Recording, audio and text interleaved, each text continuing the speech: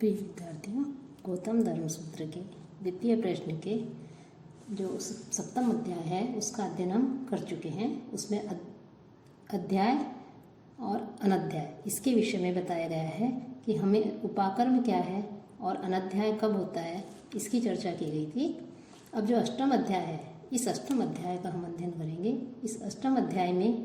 ब्राह्मण के द्वारा द्विजाति के घर में भोजन करने का क्या नियम है, दान के विषय में बताया गया है। साथ ही साथ अभोज्य अन्न क्या होता है और अभक्ष्य पदार्थ क्या होते हैं, ये किनका परित्याग करना चाहिए। अर्थात इसमें भोजन विधि के विषय में बताया गया है। भक्षा भक्ष्य कह सकते हैं हम कि भक्षा भक्ष्य के विषय में यहाँ पर विस्तार से वर्णन किया गया है कि हम जब धर्मशास्त्रों का या स्मृतियों का अध्ययन करते हैं तो वहाँ देखते हैं कि वहाँ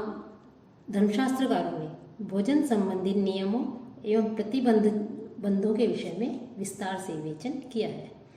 जब उनके विवेचन के विषय में को हम देखते हैं, उसका अध्ययन करते हैं, तो ये स्पष्ट हो जाता है कि उन्होंने नियमों का निर्माण किया था। तो नियम निर्माण के विषय में इस भोज्य अभोज्य जो नियम है, अर्थात भोजन संबंधी जो नियम है, इसको सर्वाधिक प्रमुखता दी है। कि जो धर्मशास्त्रकार हुए हैं, उन धर्मशास्त्रकारों का मुख्य रूप से यही मानना है कि ब्राह्मण जो है उसकी मृत्यु के या जो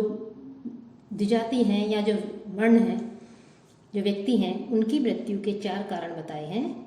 कि वेदाध्ययन का अभाव, सम्यक कर्तव्यों एवं कार्यों का त्याग, प्रमाद एवं भोजन संबंधी दोष।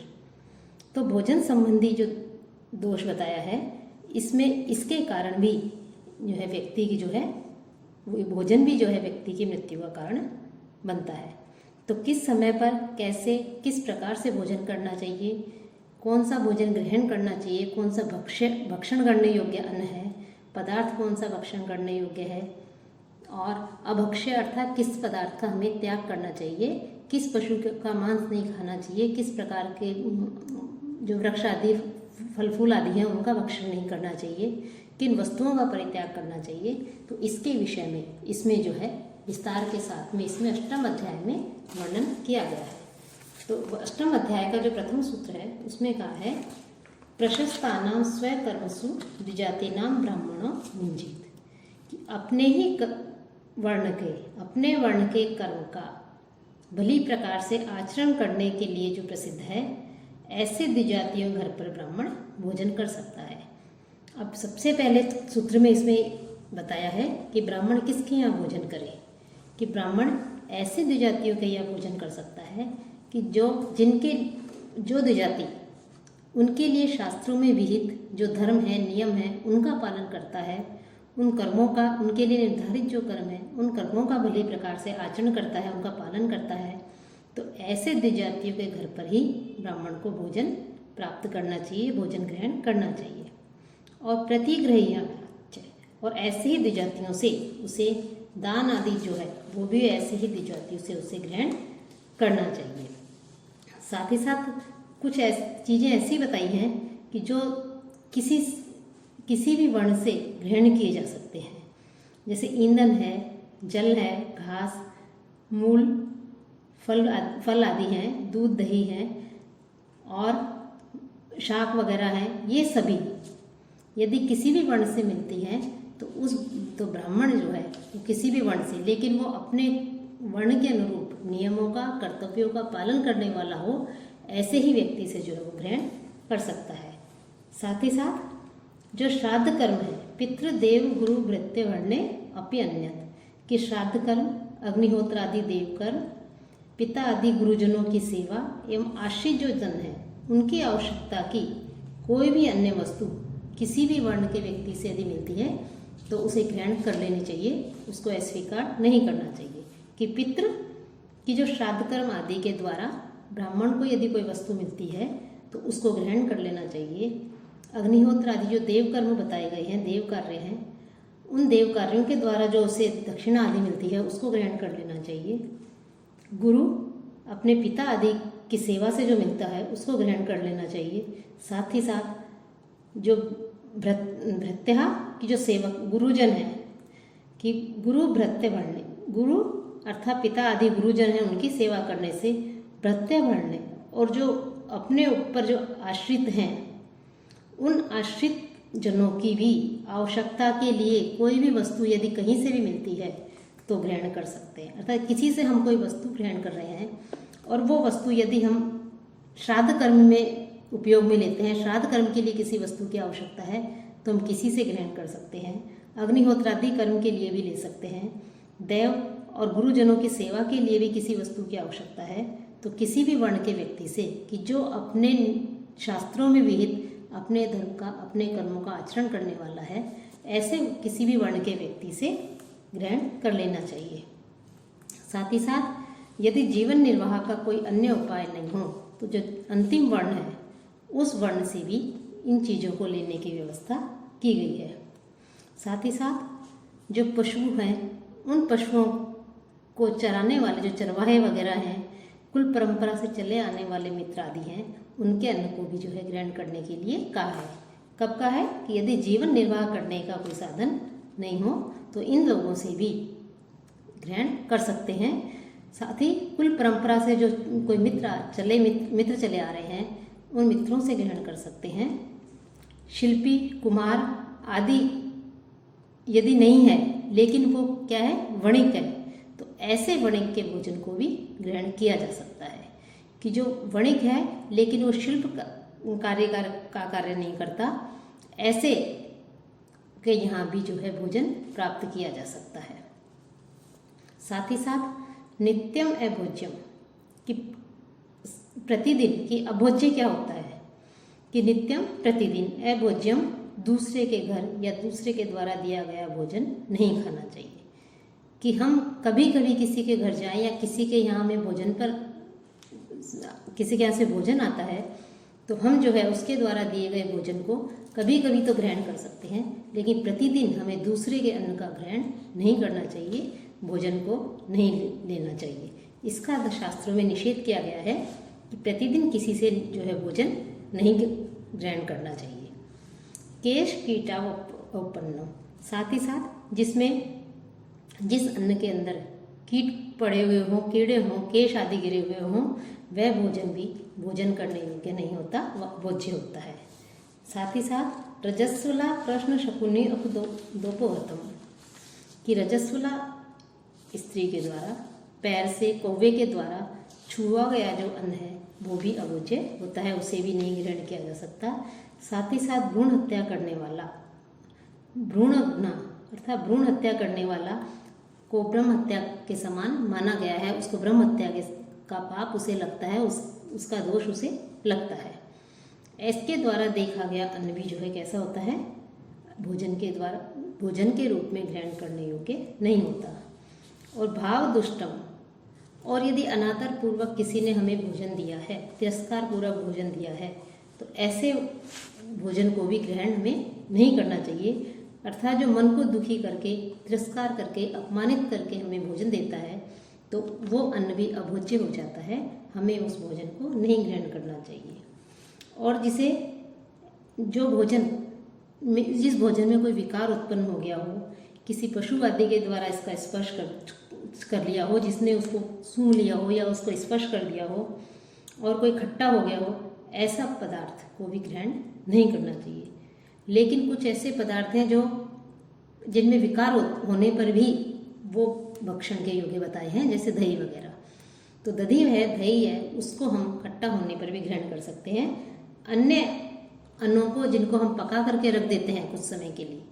पका करके रखने के बाद यदि वो भोजन खट्टा हो जाता है, वो खराब हो जाता है, दूषित हो जाता है, और उसका यदि हम भक्षण करेंगे, उसको खाएंगे, तो उसका भक्षण करने से हम जो है अनेक प्रकार के रोगों से, बीमारियों से ग्रस्त हो सकते हैं, हम अस्वस्थ हो सकते हैं। इसलिए इस प्रकार के जिसमें भोजन में कोई विकार उत्पन्न हो गया है, जो खराब हो गया है, दूषित हो गया है, उसका निषेध किया गया है।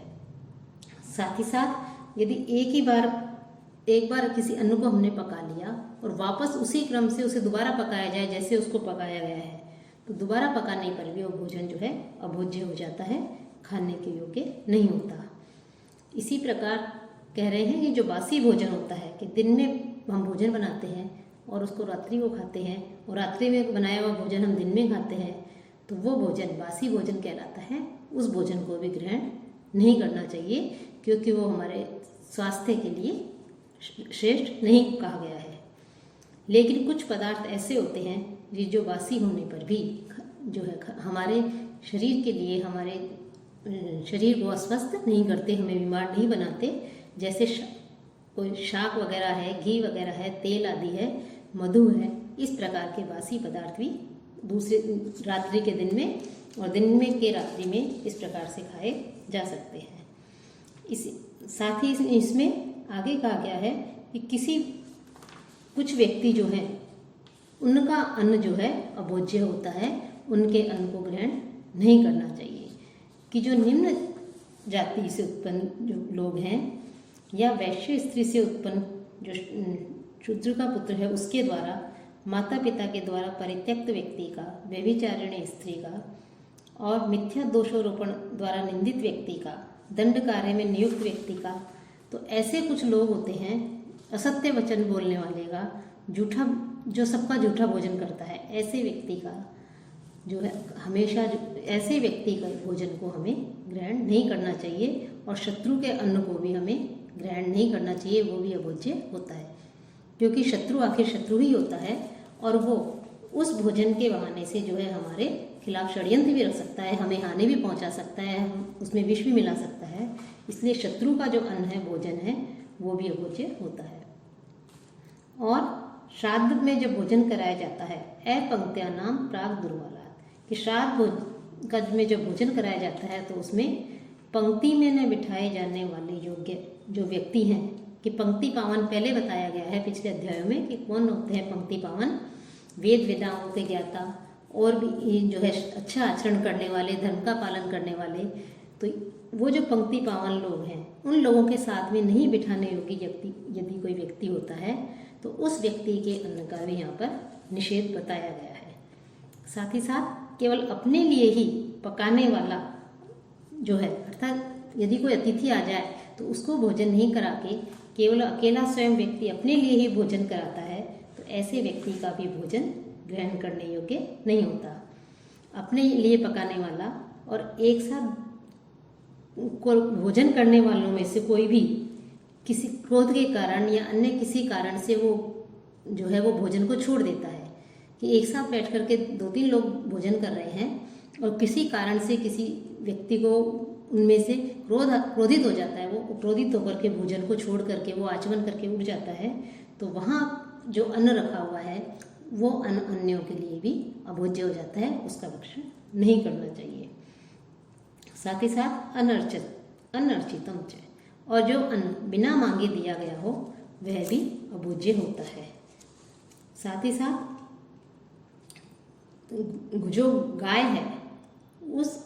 ये तो भोजन के विषय में कहा, कुछ पेय पदार्थ होते हैं, दुग्ध वगैरह, उनके लिए कह रहे हैं कि यदि गाय है और उस गाय को ब्याए हुए 10 दिन पूरे नहीं हुए हैं, जिसका प्रसव हुआ है, तो वो सूतक चल रहा है, एक तरह से सूतक काल है, तो ऐसे समय में 10 दिन पूरे नहीं हुए हों तो उसका दूध पीने का निषेध किया गया है। साथ ही साथ बकरी भैंस का भी जो है जब उनका प्रसव होता है तो उसके 10 दिन से पूर्व पेय दूध जो है वो पीने योग्य नहीं होता, कि जब उनके प्रसव को 10 दिन हो जाते हैं तो उसके पश्चात वो दूध आदि ग्रहण कर सकते हैं। साथ ही साथ भेड़ है, ऊँटनी है, एक खुर वाले मादा पशु हैं, उनका नित्य ही उनका जो दुग्ध आदि है वो हमेशा ही अपेय बताया है कि इनका दूध नहीं पीना चाहिए। साथ ही साथ कुछ गाय होती हैं, गर्भिणी गाय वगैरह है, जैसे ऐसी गायों का और जिसका गाय का बछड़ा जो नहीं हो, ऐसी गाय का भी जो है दूध का निषेध किया गया है, उसे नहीं पीना चाहिए। और कुछ पशु होते हैं कि ये तो पेय के लिए कहा, और कुछ पशु होते हैं जिनका भक्षण नहीं करना चाहिए, जो अभक्ष्य होते हैं। कि शल्य एक विशेष प्रकार की सुअर होता है, खरगोश, श्रावित, कच्छप और 5 नख वाले, कि जैसे वानर आदि हैं, इन पशुओं का, और अत्यंत जिसके केश हो, ऐसे पशु का, जिनके शरीरों पर कोई केश नहीं हो, जैसे सर्प आदि हैं, ऐसे पशु, एक खुर वाले पशु, हंस वगैरह हैं, चक्रवाक पक्षी हैं, इनको ये अभक्ष्य बताए गए हैं। साथ कौवा है, शेन है, गिद्ध है, जल में रहने वाले लाल चोंच वाले पक्षी, और पालतू जो कुक्कुट और जो सूकर होते हैं, सुअर वगैरह, वो भी अभक्ष्य बताए गए हैं। गौ और बैल को भी अभक्ष्य बताया गया है। साथ ही साथ कुछ वृक्ष भी होते हैं, उनके भी जो है भक्षण का यहाँ पर निषेध किया गया है, कि जैसे छत्रां, कुकुरमुत्ता वो कहते हैं, उसका लहसुन आदि हैं, और वृक्ष की छाल, जिसके बाहर से वृक्ष की छाल है और उस छाल के बाहर से निकला हुआ जैसे पदार्थ है, हींग वगैरह, उनको भी धर्मशास्त्रों में अभक्ष्य बताया गया है कि उनका भोजन ग्रहण नहीं करना चाहिए। कि वृक्ष आदि हैं, उनके जो काटा जाता है तो उनके कटे हुए स्थान से निकला हुआ जो लाल रंग का पदार्थ होता है, उसके भक्षण का भी निषेध किया गया है। साथ ही साथ सारस, तोता आदि उड़ने वाले उल्लू आदि जो पक्षी हैं, इनका भी, ये भी अभक्ष्य होते हैं, इनका भक्षण नहीं करना चाहिए। तो इस प्रकार से हम देखें तो इस अध्याय में तो क्या ग्रहण करना चाहिए, कौन से पशु जो है उनका त्याग करना चाहिए, कौन से पक्षी अभक्ष्य होते हैं, किस प्रकार के पेय पदार्थ अभक्ष्य होते हैं, मुख्य रूप से इनका इसमें वर्णन किया गया है। इसके अलावा आगे के अध्यायों में और अधिक इसमें जो है विस्तार से इसमें विवेचन किया जाएगा कि किस प्रकार से कौन कौन से पदार्थ कैसे करना चाहिए, भोजन जो है कैसे किया जाता है, किस समय भोजन किया जाता है, तो इन सब का वर्णन आगे किया जाएगा। कि गृहस्थी को केवल 2 बार ही भोजन करने के लिए महर्षि गौतम ने कहा है, और जो संध्या काल है उस संध्या काल में भोजन करने का निषेध किया गया है। साथ ही साथ वो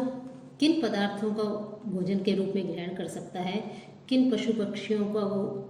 अभक्ष्य बताए गए हैं, किस प्रकार के जो वृक्ष आदि से उत्पन्न जो चीज़ें हैं, किस प्रकार के पदार्थ हैं, उन सब के विषय जो अभक्ष्य होते हैं, इनको विषय में इसमें बताया गया है।